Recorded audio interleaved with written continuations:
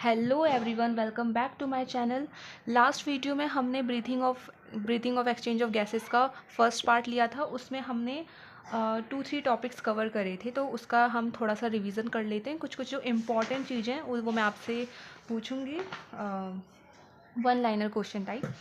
तो सबसे पहले क्वेश्चन ये है कि जो आपका थॉरेसिक होता है वो किस वर्टिब्रा में डिवाइड होता है, किस नंबर ऑफ वर्टिब्रा में डिवाइड होता है। तो वो किस में डिवाइड होता है? थॉरेसिक, फिफ्थ थॉरेसिक वर्टिब्रा में डिवाइड हो जाता है। वो किस में? ब्रोंकाई में, left and right bronchi. Next question आपका है कि जब इंस्पिरेशन होता है, जब हम इनहेल करते हैं ऑक्सीजन को, उस टाइम पे कौन सी चीज़ कॉन्ट्रैक्ट करती है, किस चीज़ का कॉन्ट्रैक्शन होता है बेसिकली। तो उस टाइम पे हमारा किस चीज़ का कॉन्ट्रैक्शन होता है? डायफ्राग्राम का और इंटरकॉस्टल मसल्स का। और इंस्पिरेशन में कैसे गैसेस का ट्रैवल होता है? हाई प्रेशर से लो प्रेशर में, और इसमें क्या होता है? अंदर वॉल्यूम इंक्रीज हो जाता है, और अंदर प्रेशर कैसा होता है? नेगेटिव प्रेशर होता है। इंपॉर्टेंट लाइन, इंस्पिरेशन में क्या होता है? नेगेटिव प्रेशर होता है इनसाइड। ओके, नेक्स्ट क्वेश्चन जो बन सकता है इम्पॉर्टेंट कैपेसिटीज़ से, तो सबसे जो इम्पॉर्टेंट है मैं वही पूछूंगी आपसे। फंक्शनल रेसिडुअल कैपेसिटी किससे मिलकर बनता है? तो ये मिलकर बनता है आपका ERV प्लस RV से। दिस इज ERV क्या है? एक्सपायरेटरी रिजर्व वॉल्यूम, और RV क्या है? Residual volume. ठीक है, रेसिडुअल वॉल्यूम क्या होता है? नेक्स्ट क्वेश्चन बन सकता है, रेसिडुअल वॉल्यूम आपका रिमेनिंग एयर होती है जो लंग्स में बच जाती है। जब हम फोर्सफुली एक्सपायरेशन करने के बावजूद भी जो एयर लंग्स में जो बच जाती है उसको बोलते हैं रेसिडुअल वॉल्यूम। और इसका अमाउंट कितना होता है? 1100 ml टू 1200 ml। ओके, सो इतना हमने पढ़ लिया था जितना इम्पोर्टेंट था। आज हमें पढ़ना है exchange of gases, right. So gases exchange कहाँ होती है? एल्वलाई के अंदर होती है। ओके गाइस, सो कैसे होता है गैसेस का एक्सचेंज वो हम पढ़ेंगे। सिंपल प्रोसेस होती है डिफ्यूज़न, जो आपने क्लास 9th में पढ़ा होगा। डिफ्यूज़न क्या होता है? Movement of gases from higher concentration to lower concentration. और इस कंडीशन में हम क्या हायर टू लोअर लेंगे? प्रेशर को लेंगे। तो हाई प्रेशर से लो प्रेशर में आपका क्या जाएगा? मूवमेंट होगा एयर का। ठीक है, कैसे होगा? हाई प्रेशर किधर होगा? एटमॉस्फेयर में होना चाहिए। हाई प्रेशर एयर का कहाँ होना चाहिए? एटमॉस्फेयर में। और inside the lungs low pressure होना चाहिए। ओके, तभी हमारा ऐसे होगा मूवमेंट। तो हम इसको नोट्स की मदद से पढ़ेंगे कैसे हो रहा है। मतलब where is my different pen, right. So exchange of gases alveoli के अंदर होता है। एटमॉस्फेयर एयर में जो ऑक्सीजन होता है वो कितना होता है? 159 mmHg। और CO2 का पार्शियल प्रेशर कितना होता है? 0.3 mmHg।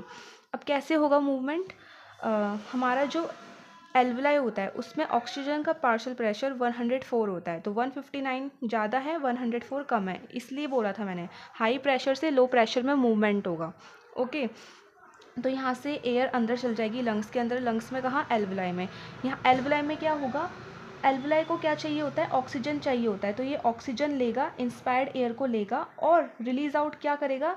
CO2 को बाहर फेंकेगा, एक्सपेल्ड एयर करेगा। ठीक है, अब ये जो CO2 है, CO2 की अमाउंट कितनी होती है एल्वलाई के अंदर? 40 mmHg। अब ये बाहर चल जाएगी। ओके, अब अंदर क्या होगा? हम कहाँ पे थे? जो एल्वलाई था वो गैसेस का एक्सचेंज करेगा। अब होता क्या है? एल्वलाई के पास आती है ऑक्सीजन। एल्वलाई ऑक्सीजन को कैसे ट्रांसपोर्ट करेगा? एल्वलाई से ऑक्सीजन जाएगी ऑक्सीजनेटेड ब्लड के पास। ठीक है, ब्लड लेगा ऑक्सीजन को, फिर जो ब्लड है वो क्या करेगा? इस ऑक्सीजन को ट्रांसपोर्ट कर देगा टिश्यू के पास। तो ये मूवमेंट है किसका? ऑक्सीजन कैसे मूव कर रही है। ठीक है, तो ये जो टेबल दे रखा है, this is very important table. इससे हम याद करेंगे इसकी अमाउंट कहाँ पे कितनी कितनी अमाउंट है पार्शियल प्रेशर ऑफ ऑक्सीजन की। तो ऑक्सीजन ने एटमॉस्फेयर एयर में कितनी थी? 159। फिर एल्वुलाई में गई 104। फिर डी ऑक्सीजनेटेड ब्लड के पास कितनी रहती है ऑक्सीजन? 40। और ऑक्सीजनेटेड ब्लड के पास कितनी रहती है? 95। और टिश्यू के पास कितनी रहती है? 40। ये नंबर्स आपको याद करने हैं। आप ये देख रहे होंगे इधर 40-40, मतलब जो डीऑक्सीजनेटेड ब्लड है और जो टिश्यू है उन दोनों में ही ऑक्सीजन की जो अमाउंट है वो सेम है, 40-40। और CO2 का देखें तो CO2 एटमॉस्फेयर में कितनी होती है? 0.3। एल्वुलाई के अंदर 40, ब्लड के अंदर डीऑक्सीजनेटेड ब्लड के अंदर 45। और ऑक्सीजनेटेड ब्लड के अंदर 40 और टिश्यू के अंदर 45। तो आप देख रहे होंगे कि एल्वुलाई और ऑक्सीजनेटेड ब्लड के अंदर जो CO2 है उनका अमाउंट सेम है, और डीऑक्सीजनेटेड और टिश्यू के अंदर सेम है, 45 और इधर 40।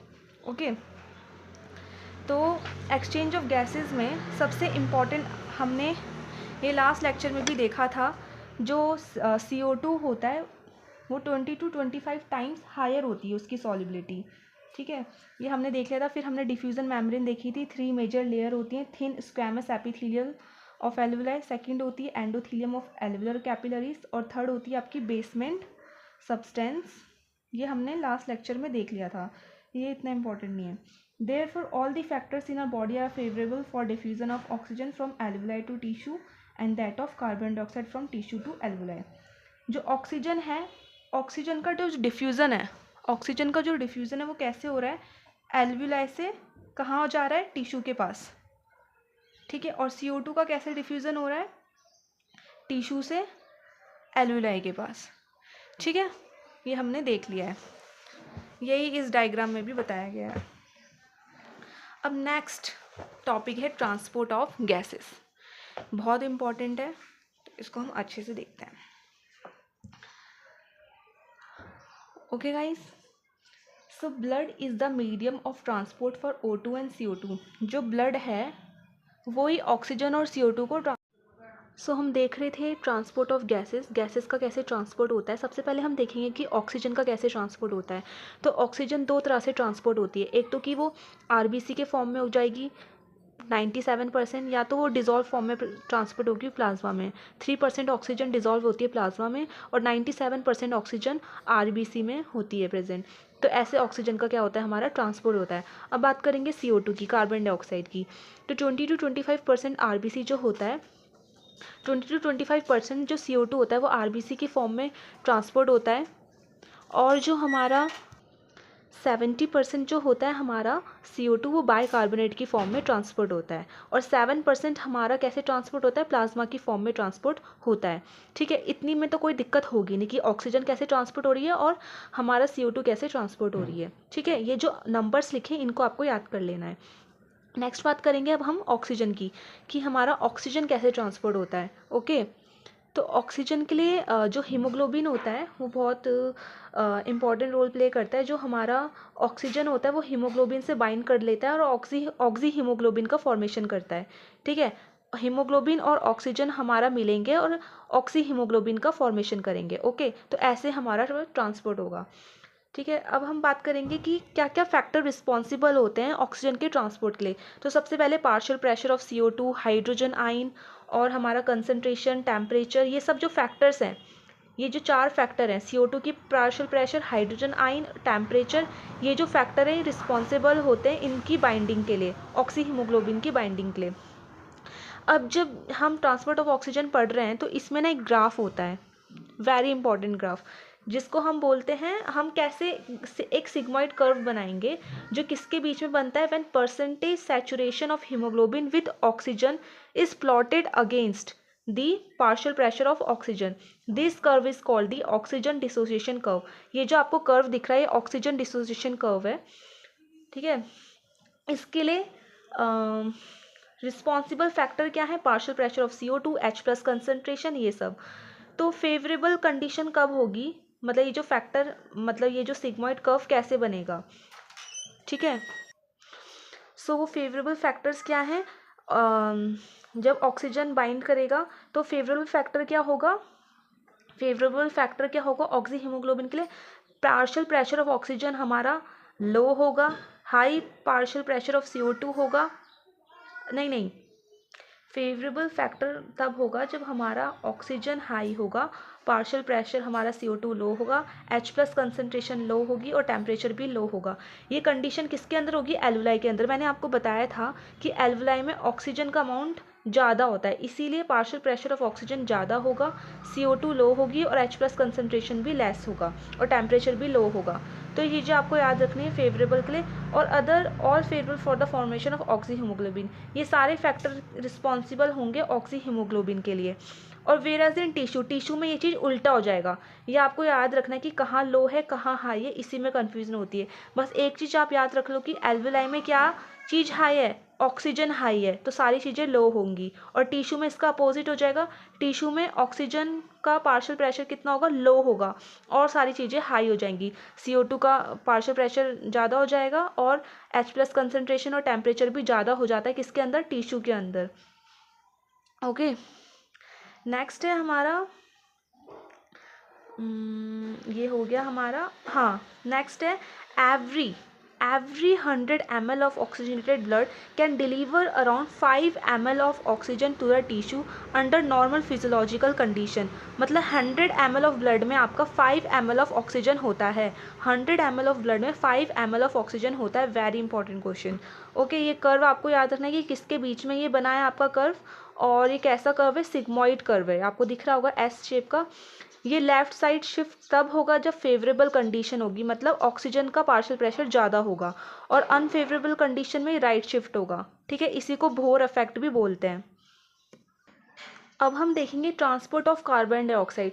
कार्बन डाइऑक्साइड कैसे ट्रांसपोर्ट होती है, तो CO2 is carried by haemoglobin as carbamino haemoglobin. CO2 किस फॉर्म में ट्रांसपोर्ट होती है, कार्बोमिनो हीमोग्लोबिन के फॉर्म में, अबाउट 20 to 25%, मैंने आपको बताया ही था। This binding is related to the partial pressure of CO2। Partial pressure of oxygen is a major factor which could affect this binding. When partial pressure of CO2 is high and partial pressure of oxygen is low as in tissue. Tissue के अंदर क्या था आपका, ये देर के ना condition, tissue के अंदर क्या होता है, ऑक्सीजन का पार्शियल प्रेशर कम होता है और CO2 का ज़्यादा होता है। ठीक है, ये टिश्यू की कंडीशन थी, तो वही लिखा है कि टिश्यू में क्या होता है, ऑक्सीजन का पार्शियल प्रेशर कम होता है, तो इस वजह से क्या होती है, मोर बाइंडिंग होती है कार्बन डाइऑक्साइड की। कार्बन डाइऑक्साइड की बाइंडिंग कब ज़्यादा होगी, जब ऑक्सीजन का पार्शियल प्रेशर कम होगा, इसीलिए कार्बन डाइऑक्साइड बाइंड करेगा ना हमारा हीमोग्लोबिन के साथ, वरना क्यों करेगा। तो whereas when the partial pressure of CO2 is लो, पर जब एल्वुलाई के अंदर क्या होता है, पार्शियल प्रेशर ऑफ CO2 लो होता है और ऑक्सीजन का हाई होता है एल्वुलाई के अंदर, इसीलिए क्या होता है, डिसोसिएशन हो जाता है। ठीक है, किसका डिसोसिएशन होता है, कार्बोमिनो हीमोग्लोबिन का डिसोसिएशन होता है।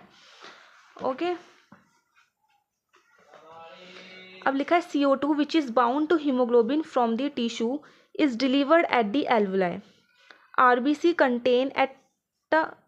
RBC contain a very high concentration of the enzyme carbonic anhydrase। RBC के अंदर क्या होती है, कार्बोनिक एनहाइड्रेस का बहुत ज़्यादा अमाउंट में कंसंट्रेशन होता है। कार्बोनिक एनहाइड्रेस क्या, एक एंजाइम है जो रिस्पॉन्सिबल होता है CO2 की बाइंडिंग के लिए। ये क्या करता है, and a minute quantities of the same is present in plasma too. ये जो कार्बोनिक एनहाइड्रेस है ये RBC में भी प्रेजेंट है और प्लाज्मा में भी प्रेजेंट होता है। ठीक है, this enzyme facilitate following reaction. ये कार्बोनिक एनहाइड्रेस रिस्पॉन्सिबल होता है इस रिएक्शन के लिए। ये क्या करेगा, CO2 जो कार्बन डाइऑक्साइड है उसको H2O के साथ बाइंड करेगा और क्या बनाएगा, H2CO3 बनाएगा इसकी प्रेजेंस में, कार्बोनिक एनहाइड्रेस की प्रेजेंस में। और यही जो हमारा H2CO3 है कार्बोनेट आयन, ये टूट जाता है, ब्रेक डाउन कर देता है इसमें HCO3 नेगेटिव में। तो at the tissue site where the partial pressure of CO2 is high, tissue में क्या है, पार्शियल प्रेशर CO2 का बहुत ज़्यादा है। Due to catabolism CO2 diffuses into blood, जो हमारा कार्बन डाइऑक्साइड है वो ब्लड में डिफ्यूज़ कर जाएगा और फॉर्म कर देगा, ये ब्लड के अंदर हो रहा है। ठीक है, HCO3 नेगेटिव आयन का फॉर्मेशन करेगा और H+ at the alveolar side. ये कहाँ हो रहा है, टिश्यू के अंदर। एल्वुलाई में क्या होता है, where CO2 is low the reaction proceed in the opposite direction. और ये कहाँ होगा, याली रिएक्शन कहाँ होगी, एल्वुलाई के अंदर होगी, अपोजिट डायरेक्शन में फॉर्मेशन होगा CO2 और H2 आयन का। ठीक है, ये चीज़ फॉर्म होगी। Thus CO2 trapped as bicarbonate at the tissue level. तो टिश्यू लेवल में CO2 कैसे ट्रैप्ड होती है, बाइकार्बोनेट की फॉर्म में, and transported to the alveoli is released out as CO2। और ये एल्वुलाई में CO2 के फॉर्म में रिलीज आउट हो जाती है। हमने पढ़ा था ना कि एल्वुलाई में गैसेस का एक्सचेंज होता है, कैसे होता है, CO2 बाहर जाती है और ऑक्सीजन अंदर आती है। ओके, तो ये कैसे हो रहा है वही आपको बताया है। तो हमें याद रखना है कि every 100 ml of deoxygenated blood delivers approximately 4 ml of CO2 to the alveoli.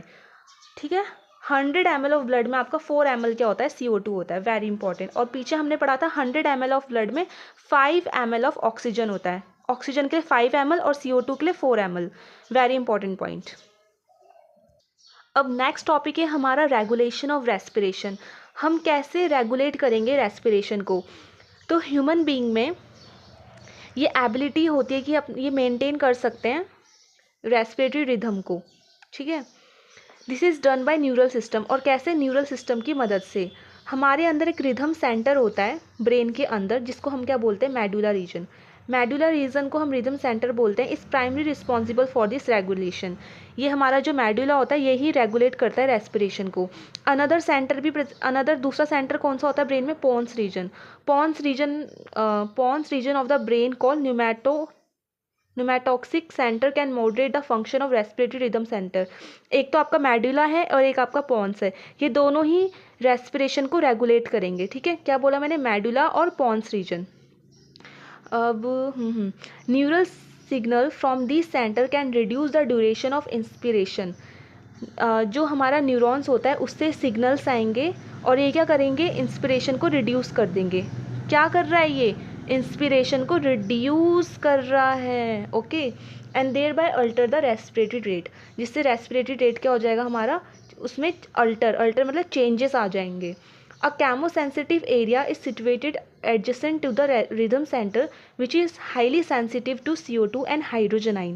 आपको ये याद रखना है only 2 chemicals CO2 and hydrogen आइन, ये दोनों ही रिस्पॉन्सिबल होते हैं रेस्पिरेशन को रेगुलेट करने के लिए। क्वेश्चन में आ जाएगा कि ऑक्सीजन, CO2, H+ आइन ये सब, पर ऑक्सीजन नहीं होता। ऑक्सीजन का कुछ काम नहीं है इसमें, CO2 और हाइड्रोजन आइन का ही काम है।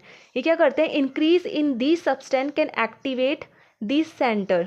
अगर CO2 और H+ की कंसनट्रेशन अगर इंक्रीज हो जाएगी तो ये जो सेंटर है मेडुला और पोन्स रीजन ये एक्टिवेटेड हो जाएंगे, और ये जब एक्टिवेट होते हैं तो क्या करते हैं?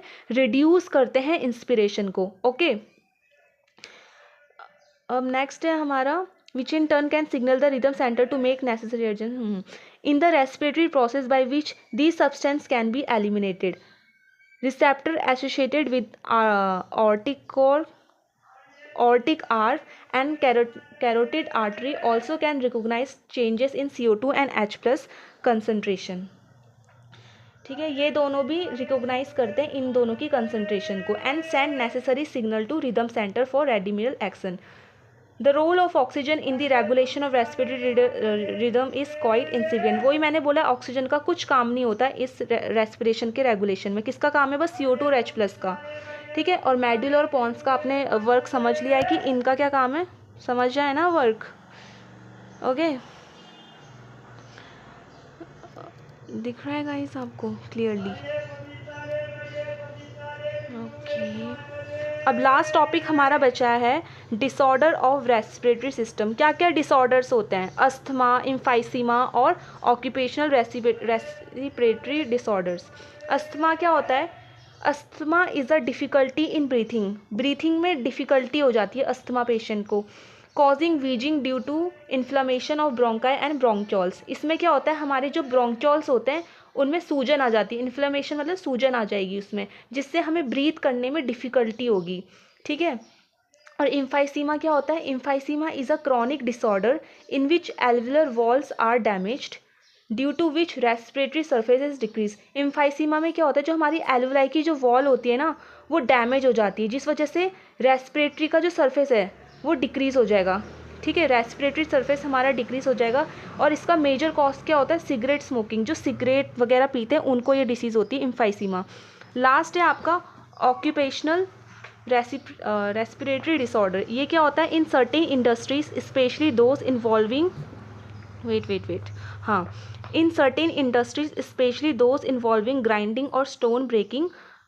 जो यहाँ फैक्ट्रीज वगैरह में काम करते हैं, जो स्टोन का ब्रेकिंग वगैरह काम करते हैं, उनमें ये देखने को मिलती है। वहाँ पे बहुत ज़्यादा डस्ट होता है, बहुत ज़्यादा गंदगी होती है, जिस वजह से जो डस्ट के पार्टिकल होते हैं वो हमारे रेस्पिरेटरी सिस्टम में चल जाते हैं अंदर सांस लेते टाइम, जिस वजह से ये बीमारी होती है। तो वही लिखा है इसमें, so much dust is produced that the defence mechanism of the body can not fully cope up with the situation. Long exposure can give rise to inflammation leading to fibrosis. बहुत ज़्यादा हम अगर तो जो ऑक्यूपेशनल रेस्पिरेटरी डिसऑर्डर होता है, इससे क्या हो जाता है, फाइब्रोसिस हो जाता है, इन्फ्लामेशन ऑफ फाइब्रोसिस हो जाता है, proliferation of fibrous tissue and दस कॉजिंग सीरियस लंग डैमेज होता है। इसलिए जो वर्कर्स हैं यहाँ पे जो काम करते हैं इन इंडस्ट्रीज़ में, उनको बोला जाता है कि प्रोटेक्टिव मास्क का यूज़ कीजिए ताकि आपको लंग्स आपके डैमेज ना हो। ठीक है, ये लास्ट डिसऑर्डर था और ये चैप्टर आपका कंप्लीट हो चुका है। हमारा जो फर्स्ट डे चैलेंज था ब्रीथिंग ऑफ एक्सचेंज गैसेस का, वो कंप्लीट हो चुका है। तो आप मुझे सजेस्ट करना कि हम और क्या क्या चीज़ें इसमें ऐड कर सकते हैं, कैसे वीडियो बनानी है, कैसे आप थोड़ा हमें फीडबैक दीजिए। और thank you for seeing my video.